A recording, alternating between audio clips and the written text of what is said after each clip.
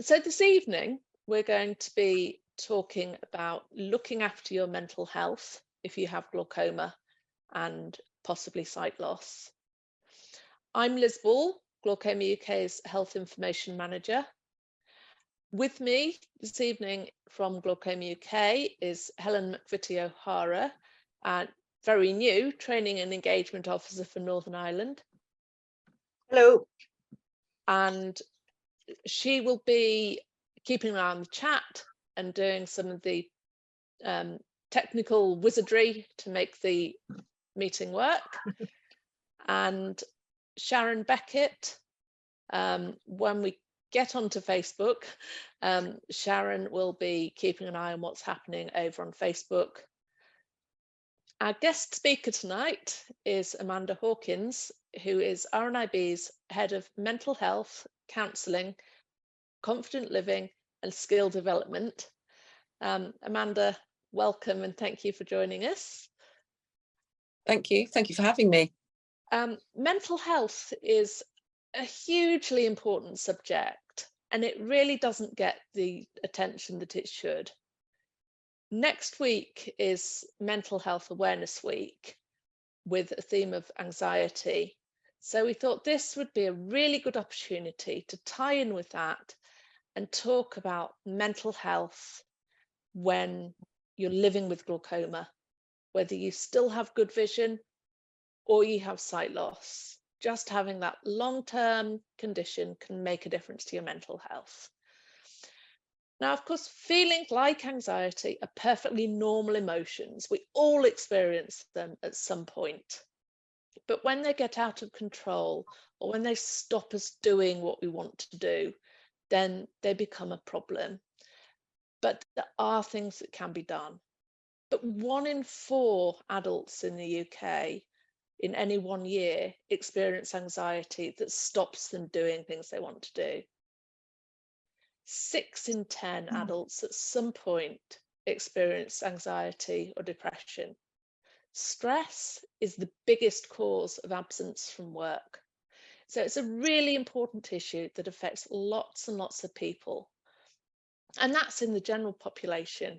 So add in having glaucoma or some other long-term condition, living with the possibility of future sight loss or living with existing sight loss, having to face repeated tests and treatment and all of that kind of thing that goes with having glaucoma can add to the pressures and increase the likelihood of having depression or anxiety or other mental health difficulties.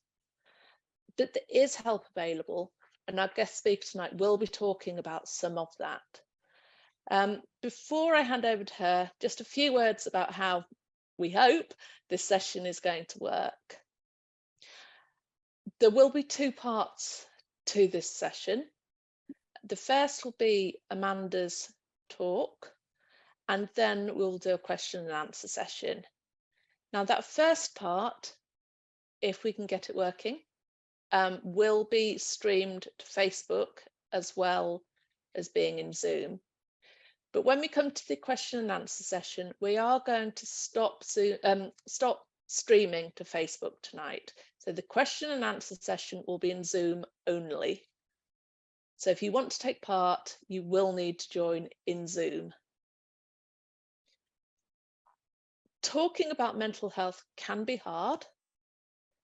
And we want to make sure that everybody feels comfortable and that everyone can take part in a way that works for them. So just a few things, please try to bear in mind. Everyone's experience is different, so please respect each other's experiences and differences. If people talk about things that are really personal, please don't repeat them outside this session. We are recording, and we will be making that recording available on our website and YouTube channel.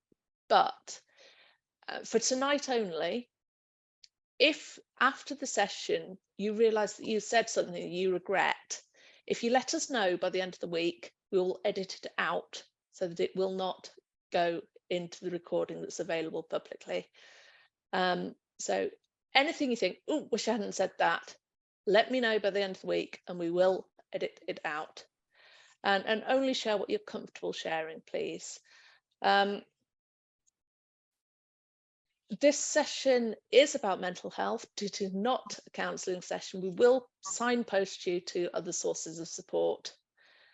There will be, if you're joining us in Zoom, an opportunity to ask questions and to make comments, and you can do them in a few ways. As normal in our sessions, you can type questions into the question and answer box. If somebody else asks a question that you like, you can like that question, which will bump it up the list and make it more likely that we will get around to answering it. And you can type comments in the chat box as well. But also, now this is different to what we usually do. If you want to speak, to ask a question or to make a comment instead of typing, you can do that. And you will need to raise your virtual hand. And to do that, you can either press the raise hand button, or if you're using Windows, you can press Alt plus Y.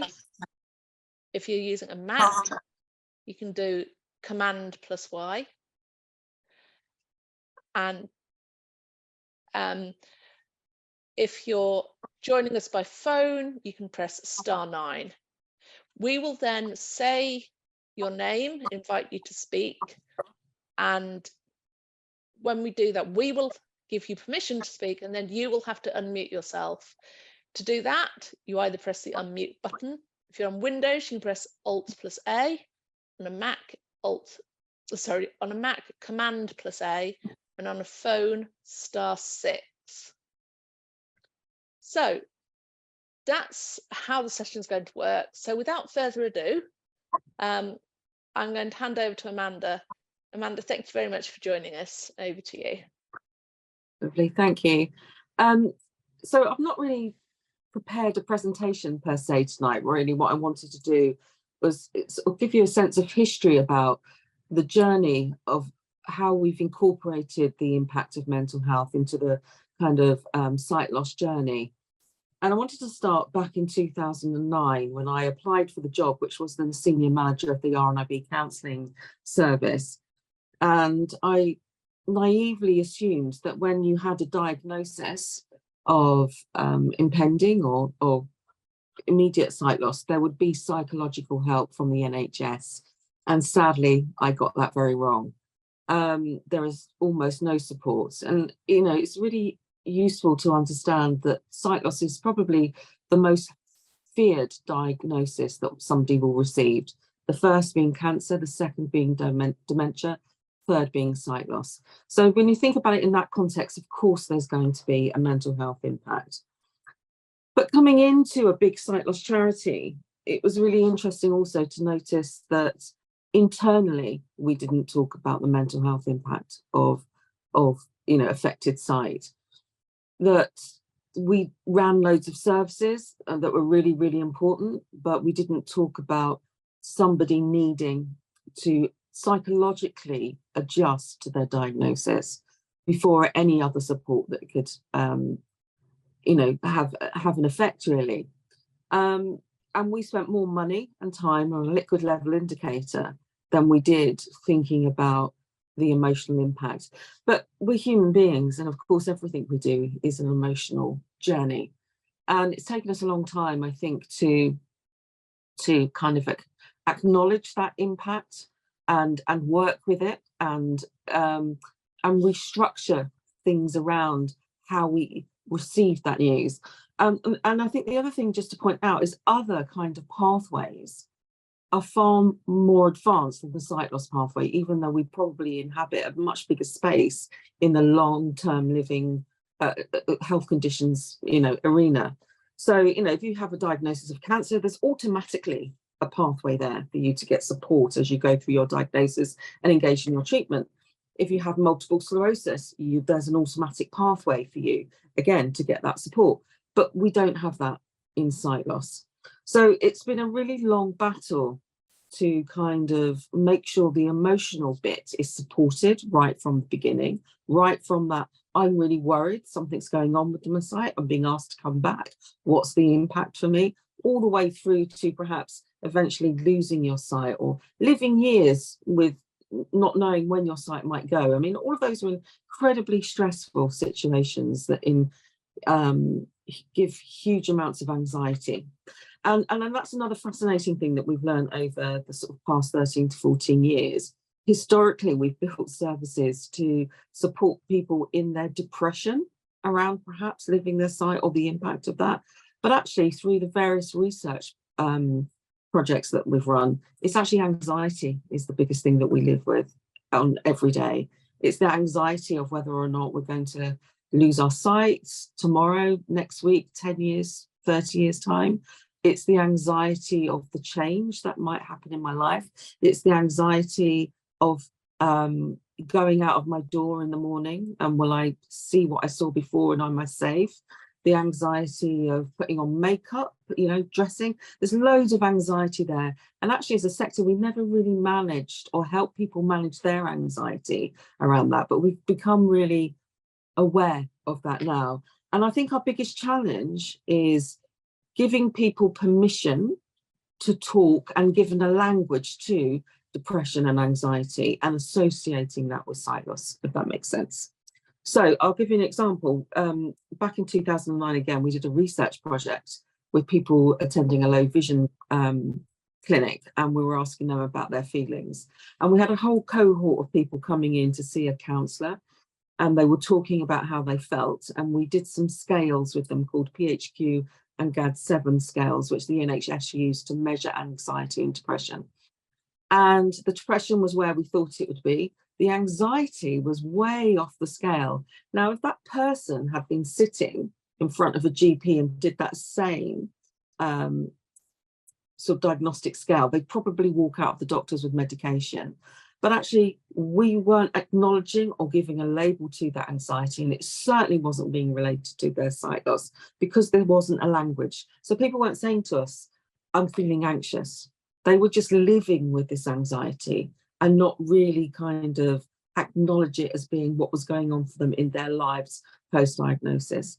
So we've come leaps and bounds, I think is what I'm trying to say, in recognising that people living with sight loss or impending sight loss or sight condition do feel these extremely high levels of anxiety and depression. And the big word I want to use now, which I think is really important, is that's normal. It's absolutely normal for that to happen. You're adjusting to a different part of your life, a new diagnosis.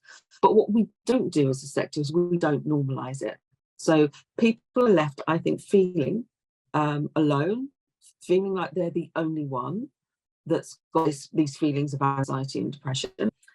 We often, as a sector, project really positive role models of blind and partially sighted people, which is absolutely amazing. We should be doing that. And we've moved as a society from projecting blind and partially sighted people as people that we have to help and support and do things for. And now we've got these lovely role models. We've done that big pendulum sort of swing.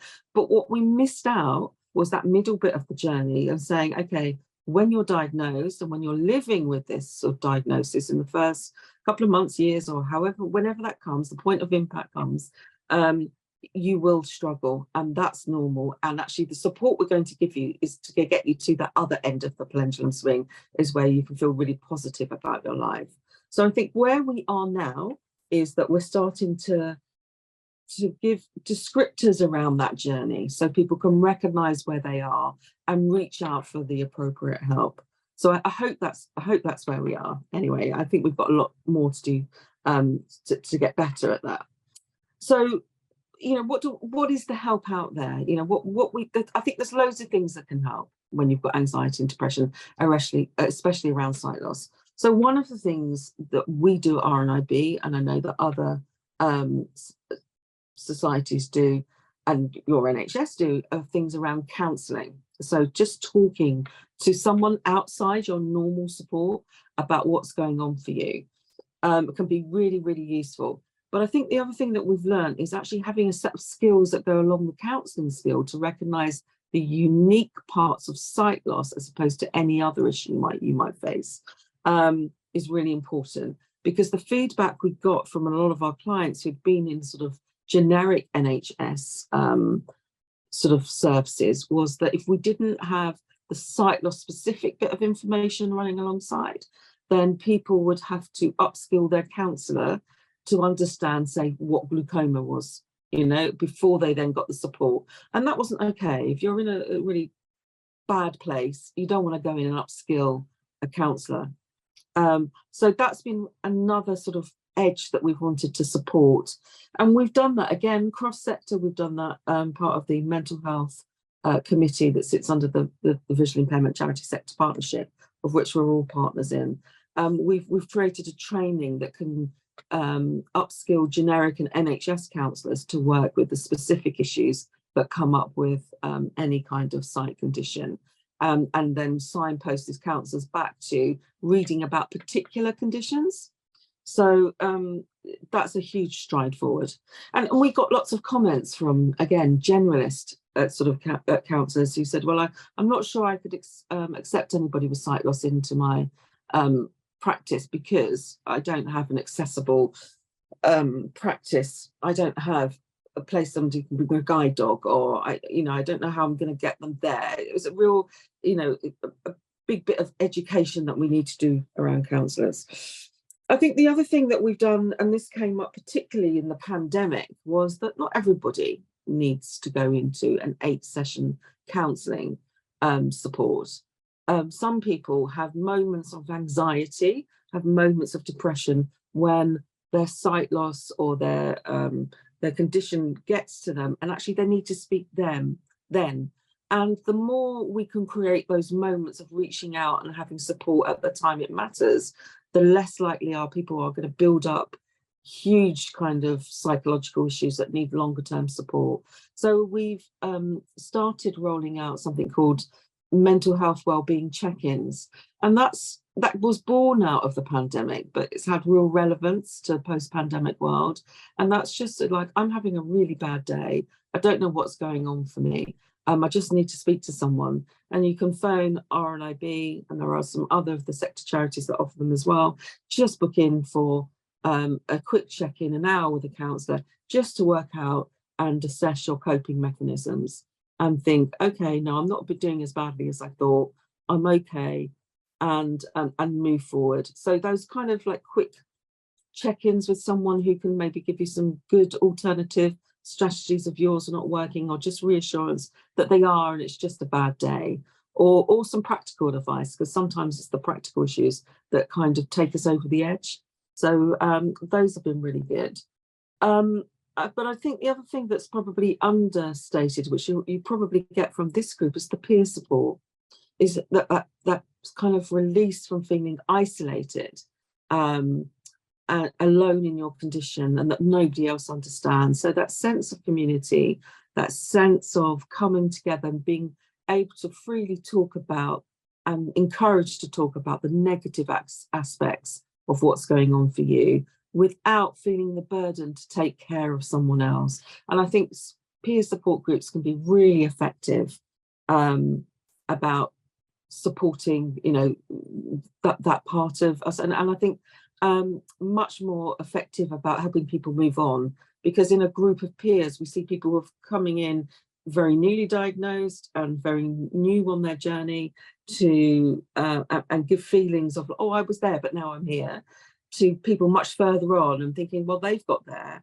and they were there, so I can get there. So they give feelings of hope, I think, which sometimes the more structured interventions can't give. So I think there are three sort of areas of support that can really, really help.